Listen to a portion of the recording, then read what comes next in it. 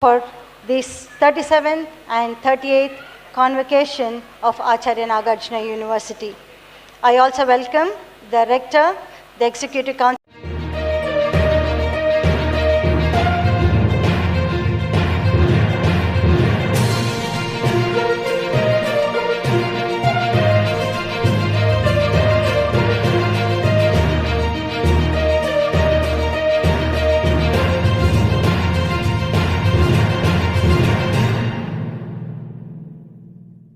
Biswabhushan Harichandan, Honorable Governor of AP and the Chancellor of Acharya Nagarjuna University, distinguished Chief Guest, Honorable Chief Justice of India, Sri Justice N.V. Ramana, Honorable Minister for Education, Sri Botsa Acharya Garu. Avid supporter of judicial reforms, particularly alternate dispute redressal mechanism, and promotes use of technology in Indian judicial system. He thrusts for the implementation of justice delivery system in regional languages and advocates for adopting suitable measures for delivering speedy justice to the masses, particularly the weaker and the downtrodden sections of the society. He has keen interest in philosophy and literature beside law. The university takes legitimate pride to state that he is one of a kind alumnus of this university, and the university feels honored to confer the honorary doctorate honoris causa on Justice Sri Nutalapati Venkataramana. Thank you. ప్రధాన న్యాయమూర్తి గారికి బాధ్యతమైన వెంకటరమణ గారికి మరి గౌరవ doctorate ఇచ్చి సన్మానం చేసుకున్నాం. ఇది ఒక ఘట్టం. ఈరోజు ఈ గడ్డ మీద పుట్టి ఈ రాష్ట్రంలోనే ఈ విశ్వవిద్యాలయంలో చదువుకున్న ఒక పూర్వ విద్యార్థికి ఇటువంటి గౌరవ డాక్టరేట్ ఇవ్వడం అనేది ఈ విశ్వవిద్యాలయంలో ఇది మొట్టమొదటిసారి. ఇది విశ్వవిద్యాలయానికే గర్వకారణమని ఈ సందర్భంగా మనం చేస్తున్నాను. 37th and 30th Convocation. I also take this opportunity to congratulate the proud parents and the family members of the new graduates. The students must never forget the sacrifices of their parents and the family. On this occasion, I feel extremely privileged to be receiving an honorary doctorate from my own university. A large part of who we are today is shaped by the values, principles and knowledge instilled by educational institutions in our early stages of self-discovery and development. Not only does it shape our mind and personality, but it also serves as a launching pad of people's aspirations and dreams. Acharya Nagarjuna University, one of such institutions where the pursuit of academic excellency and cultural heritage went hand in hand.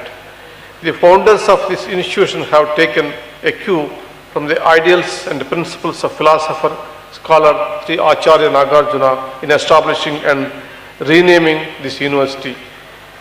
Many contemporary scholars consider him to be one of the greatest philosophers in the history of Asia. He spent his final years preaching in this region and he had a profound influence on people's thoughts. Acharya Nagarjuna University has designed around providing integrated education that places equal focus on developing moral character and achieving academic excellency. Now, in the past 4 decades, it has gone into the university with 450 affiliated colleges, imparting various degrees in engineering, law and pharmacy to name a few. In pre-independence India, education imparted by the colonial rulers was centered around producing an obedient workforce. When the world had just emerged out of 2 devastating world wars, it was imminent that the nation's fate would be dependent on the ideologies of the population.